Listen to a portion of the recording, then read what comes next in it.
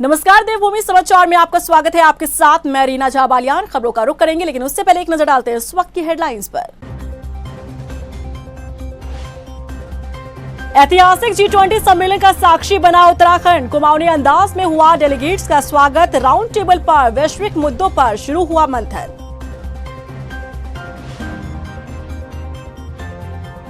चारधाम यात्रा के नियमों में बदलाव। स्थानीय लोगों के रजिस्ट्रेशन की अनिवार्यता को किया खत्म। सभी श्रद्धालु कर सकेंगे भगवान के दर्शन।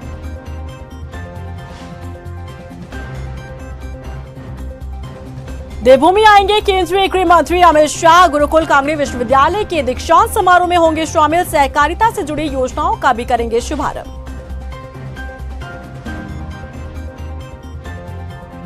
संपत्ति में अंधाधुंध बढ़ोतरी के आरोपों पर मेयर गामा ने साधी चुप्पी। मीडिया से बना रहे दूरी, न फोन पर कर रहे बात, न दफ्तर में लगा रहे हाजिरी।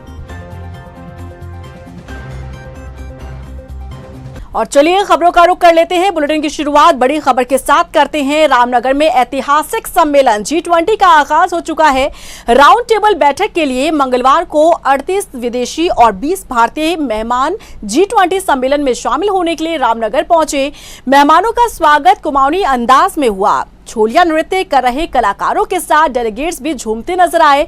कई मेहमानों ने कलाकारों के साथ सेल्फी ली। उत्तराखंड की संस्कृति की झलक को देख डेलीगेट्स काफी प्रभावित हुए। डेलीगेट्स के स्वागत के साथ ही उन्हें थाली भी परोसी गई। उत्तराखंड के व्यंजन यहां पर परोसे गए। सुरक्षा व्यवस्था की बात करें तो चप्पे चप्पे पर पुलिस का कड़ा पहरा नजर आया। बता दें कि 3 दिन चलने वाले इस सम्मेलन में वैश्विक मुद्दों पर चर्चा होनी है, जिसमें जलवायु परिवर्तन भी शामिल है।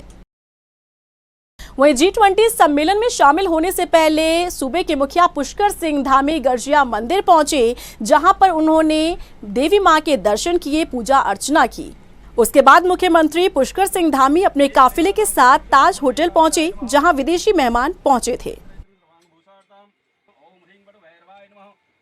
गिरिजा का ये मंदिर हमारा बहुत ही पौराणिक है, बहुत ही आस्था का धाम है और अभी मैंने भी यहाँ देखा है। और हम कोशिश करेंगे कि पहले तो जो हमारा मंदिर माला मिशन है, मानसखंड मंदिर माला मिशन, उसके अंतर्गत इस मंदिर को भी शामिल करें, क्योंकि यहाँ पर पूरे वर्ष भर श्रद्धालुओं का, आने वाले पर्यटकों का बहुत बड़ी संख्या आती है। इसलिए इसका सुरक्षात्मक कार्य भी और जीर्णोद्धार भी और सौंदर्यीकरण भी, सभी को हम लोग एक मास्टर प्लान के तहत लेंगे।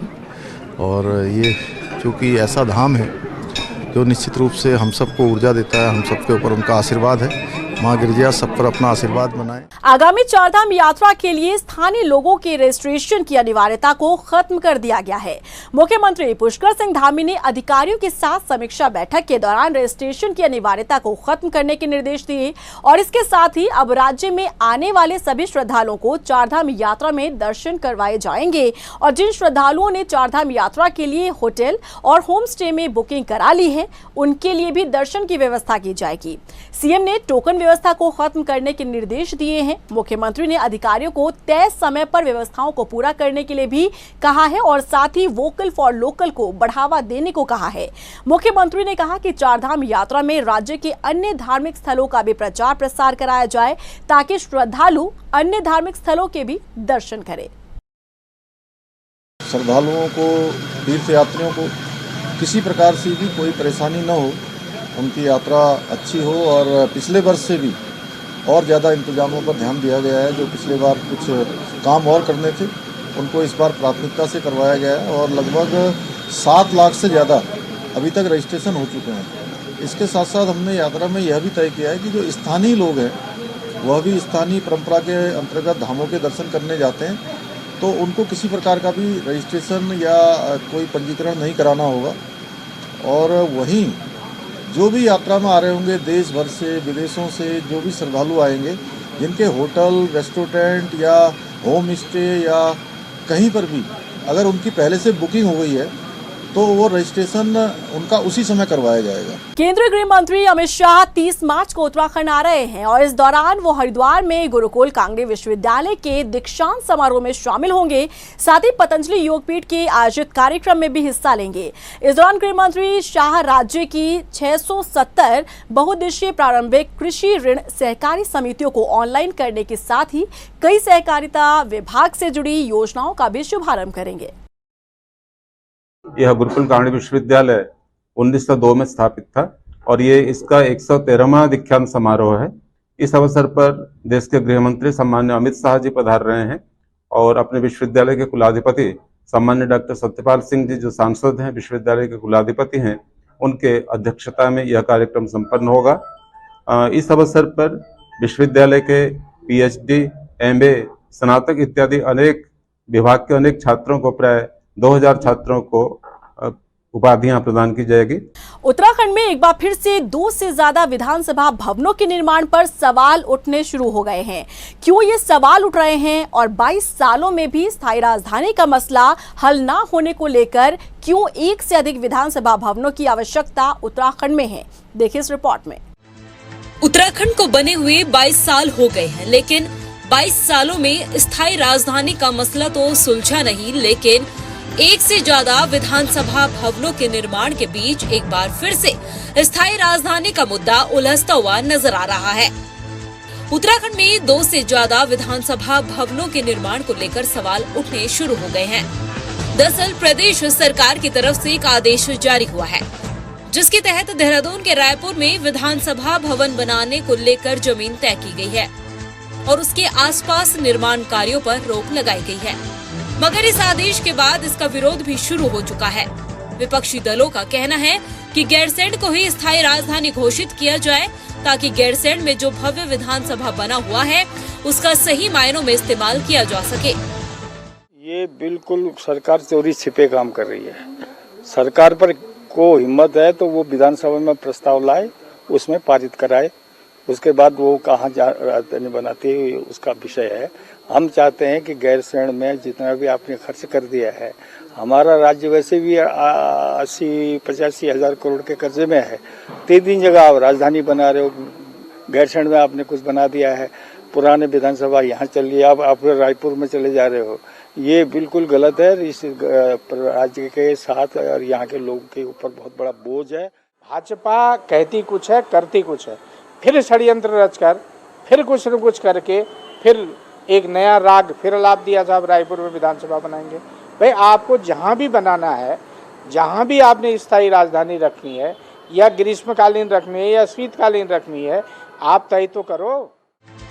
विपक्षी दल जहां रायपुर में विधानसभा भवन के निर्माण को लेकर सरकार की मंशा पर सवाल उठा रहे हैं, तो वहीं विधानसभा अध्यक्ष रितु खंडूरी का कहना है कि देहरादून में जिस भवन में विधानसभा चलती है वो CDO ऑफिस है, वहां सुविधाओं की कमी है, इसलिए सरकार रायपुर में विधानसभा भवन के निर्माण को लेकर आगे की प्रक्रिया पूरी कर रही है।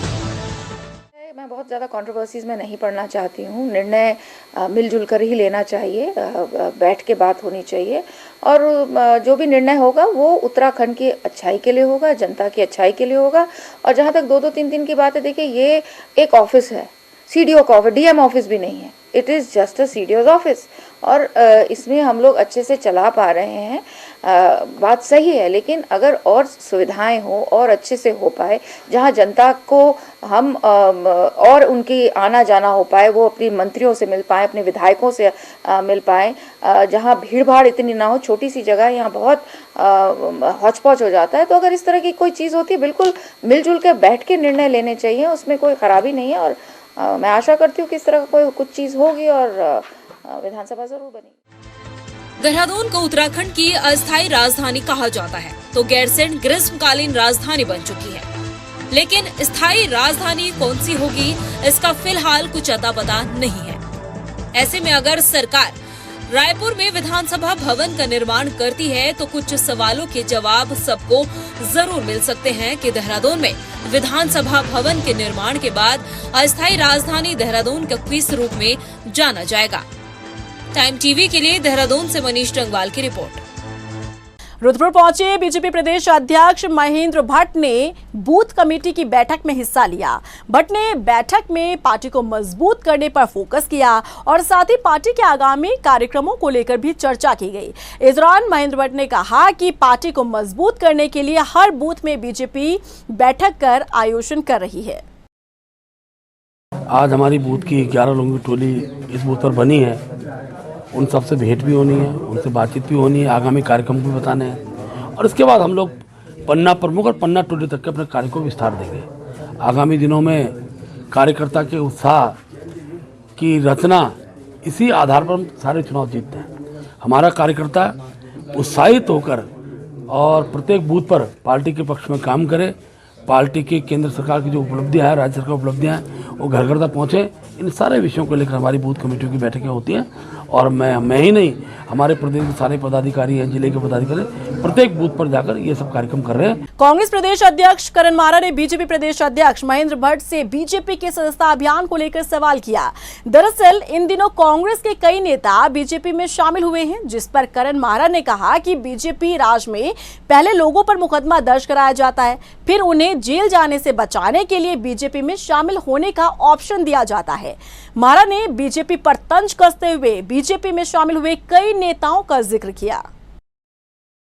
बड़कोट नगर पालिका के अतुल रावत जी द्वारा अभी 4 दिन पहले भारतीय जनता पार्टी की सदस्यता ली गई। इनके ऊपर भी गंभीर आरोप ही नहीं है जो साबित भी हो गए। इन्होंने राजीव गांधी आवास के तहत ऐसे लोगों का आवास दे दिए जो सरकारी नौकरी में है, ऐसे लोगों का आवास दे दिए जिन लोगों के 20 से 40 कमरों के होटल के मालिक जो लोग हैं।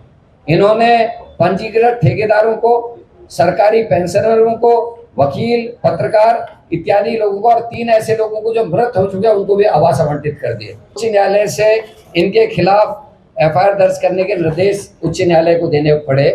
टनकपुर में चल रहे सुप्रसिद्ध माता पूर्णागिरि मेले में आए दिन होने वाली दुर्घटनाओं और अन्य अव्यवस्थाओं के निस्तारण के लिए जिला अधिकारी नरेंद्र सिंह भंडारी ने मेले की व्यवस्था देखने वाले सभी विभागों के अधिकारियों और मेला समिति के सदस्यों के साथ बैठक की, जिसमें सर्वसम्मति से मेला क्षेत्र में खतरनाक स्थानों पर फेंसिंग लगाए जाने के लिए कहा गया ताकि दुर्घटनाओं पर लगाम लगाया जा सके। डीएम ने अधिकारियों को मेले से जुड़ी कई जरूरी व्यवस्थाओं पर भी ध्यान देने के लिए कहा। इसमें जो पूर्णागिरि मेले के संबंध में जो सुझाव आ रहे थे उसमें बैठक की माननीय मुख्यमंत्री के भी निर्देश हैं कि जो ह्यूमन एरर जो अपनी गलती से भी जैसे ड्राइवर की कभी गलती हो रही है, कभी लोग भी अन्यथा चले जा रहे हैं ऐसे पॉइंट्स पे और सेल्फी खींचते हुए स्क्रैच हो जा रही हैं, तो इसमें हमने बैठक की और हर जगह हम फ्लेक्सी लगाएंगे और जहाँ पे शार्प बेंड है वहाँ पे हम लोग स्पीड ब्रेकर लगाएंगे और पानी की अगर कहीं व्यवस्था कम है, वैसे तो 43 पॉइंट्स हैं भैरव मंदिर तक, उसके ऊपर भी 23 पॉइंट्स हैं, बट हम पूरे काली मंदिर तक अब पानी हर जगह पहुंचाएंगे ताकि अभी गर्मी भी आने वाली है। देहरादून के मेयर सुनील उनियाल गामा पर संपत्ति में अंधाधुंध हुई बढ़ोतरी के आरोप लगे तो मेयर साहब अंडरग्राउंड हो गए। आरोप लगने के बाद से ना तो वो फोन उठा रहे हैं और ना ही अपने दफ्तर में हाजिरी लगा रहे हैं। आखिर कहां गायब हो गए हैं मेयर साहब, देखिए इस रिपोर्ट में। कहां गायब हो गए मेयर गामा? आरटीआई से खुल गया सारा कारनामा। सवालों से क्यों भाग रहे मेयर साहब? ना उठा रहे फोन, ना दे रहे कोई जवाब। मेयर साहब, अगर आप हमारी ये रिपोर्ट देख रहे हैं तो जरा गौर से सुनिएगा। सत्ता की कुर्सी पर बैठते ही कैसे आपने अपनी संपत्ति दिन दोगुनी रात चौगुनी कर ली, इसका पूरा चिट्ठा खुल चुका है। जनता के विकास का चोला ओढ़े कैसे आपने अपना विकास कर डाला, ये भी जनता के बीच आ चुका है। अब इंतजार सिर्फ आपका हो रहा है, लेकिन आप हैं जो ना तो मीडिया कर्मियों का फोन उठा रहे हैं और ना ही दफ्तर में हाजिरी लगा रहे हैं। अब जो आरोप आपके ऊपर लगे हैं वो सही हैं या गलत, इसका जवाब तो आप ही दे सकते हैं ना मेयर साहब। और अगर आप सही हैं और आरोप गलत, तो फिर डर किस बात का है? यदि आप अपने ऊपर लगे आरोपों से अनजान हैं, तो आपको बता देते हैं कि ये आरोप आपके ऊपर आरटीआई कार्यकर्ता विकेश सिंह ने लगाए हैं, जिनके पास आरटीआई के दस्तावेज हैं। आरटीआई से हुए खुलासे के मुताबिक मेयर पद संभालने के बाद आपकी संपत्ति में 10 गुना की बढ़ोतरी हो गई, जो आय से अधिक है और इसे पद का दुरुपयोग भी बताया है। वहीं इस मामले को लेकर आप विपक्ष के निशाने पर भी आ गए हैं। जो उनकी संपत्ति कुल दिखाई गई थी चुनाव के वक्त, उससे ऑन पेपर 10 गुना ज्यादा वो संपत्ति हो गई है। और गामा जी को इस बात का स्पष्टीकरण भी देना चाहिए। और जिस तरीके से संपत्तियां खरीदी गई हैं या अपने नाम की गई हैं, निश्चित ही ये दुर्भाग्यपूर्ण है। और एक मेयर के लिए, खासकर जो प्रदेश के का जो मुख्यालय है वहाँ के जो मेयर है, उनके द्वारा इस तरीके का कुकृत्य किया गया है। निश्चित ही भारतीय जनता पार्टी की सरकार को भी इसका स्पष्टीकरण देना चाहिए।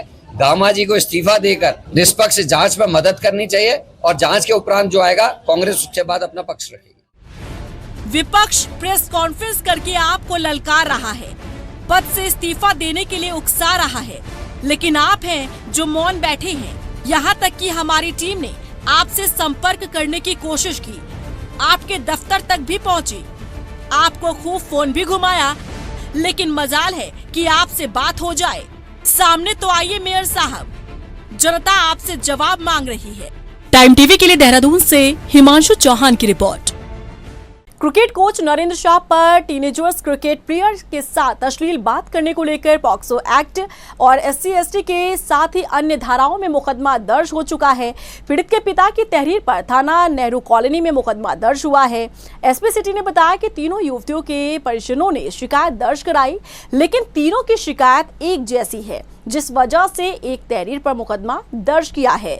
SP सिटी ने बताया कि हालत सुधरने के बाद जल्द ही नरेंद्र शाह के बयान दर्ज कराए जाएंगे। बता दें कि ऑडियो वायरल होने के बाद कोच नरेंद्र शाह ने जहर खाया था। उनका इलाज इस वक्त दून अस्पताल में चल रहा है। देखिए, कल जो है नेहरू कॉलोनी थाने में एक कंप्लेंट आई है, जिसमें कंप्लेनेंट द्वारा ये बताया गया है कि उनकी पुत्री ने लिटिल मास्टर क्रिकेट एकेडमी में एडमिशन लिया था और उसके कोच द्वारा उसके साथ फ़ोन पे जो है अश्लील बातें की गई हैं और साथ ही जो है अनुसूचित जाति का होने के कारण कुछ आरोप भी लगाए गए। इस संबंध में मुकदमा पंजीकृत किया गया है, जिसमें कि 354 IPC और 7/8 पॉक्सो में और SC/ST में मुकदमा पंजीकृत किया। और इसी के साथ फिलहाल इस बुलेटिन में बस इतना ही, लेकिन चलते चलते एक नजर डालते हैं इस वक्त की हेडलाइंस पर। ऐतिहासिक G20 सम्मेलन का साक्षी बना उत्तराखंड। कुमाऊनी अंदाज में हुआ डेलीगेट्स का स्वागत। राउंड टेबल पर वैश्विक मुद्दों पर शुरू हुआ मंथन।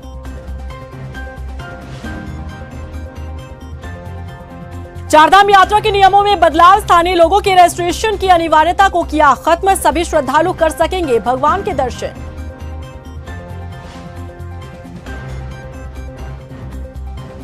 देवभूमि आएंगे केंद्रीय गृह मंत्री अमित शाह। गुरुकुल कांगड़ी विश्वविद्यालय के दीक्षांत समारोह में होंगे शामिल। सहकारिता से जुड़ी योजनाओं का भी करेंगे शुभारंभ।